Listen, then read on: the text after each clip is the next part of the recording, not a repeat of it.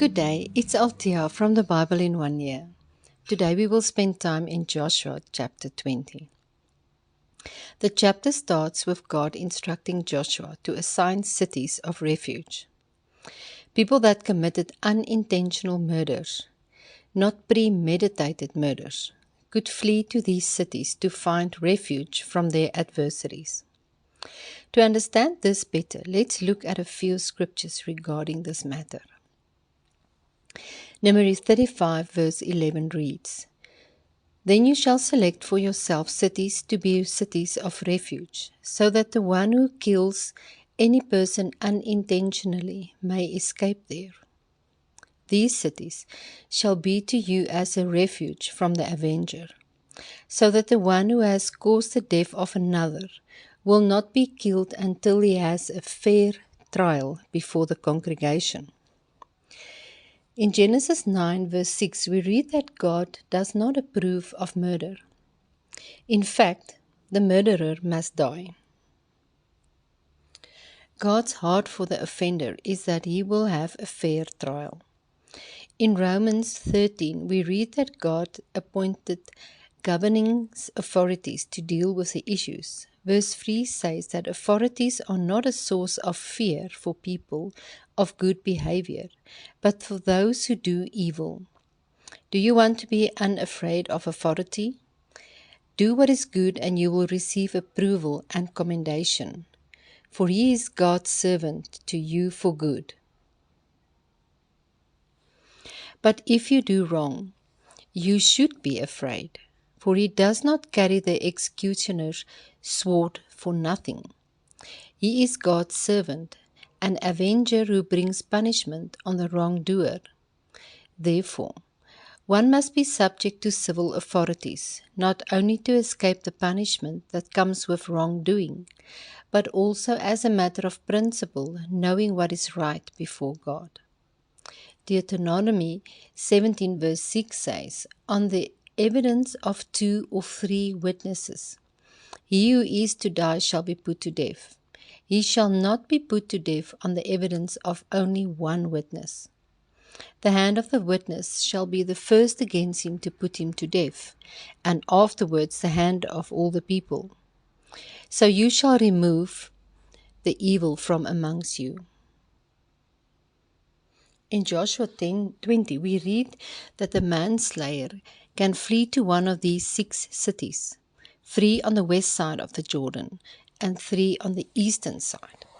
Joshua 20 verse 7 to 8 says, "These cities should be well placed, easily accessible, with proper roads built and maintained. He shall stand at the entrance of the gate of the city and explain his case to the elders.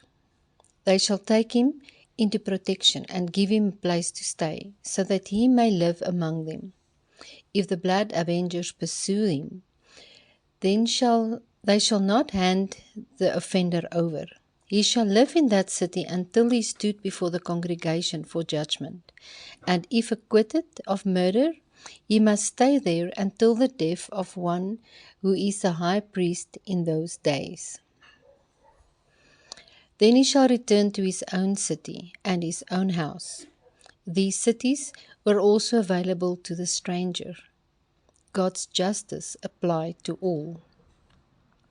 The cities of refuge are a picture of Jesus. Psalm 46 verse 1, "God is our refuge and strength, mighty and impenetrable, a very present and well-provided help in trouble." Hebrews 6 verse 18, "So that by 2 unchangeable things, his promise and his oath, in which it is impossible for God to lie, we would have to fled to him for refuge, would have strong encouragement and indwelling strength to hold tightly to the hope set before us."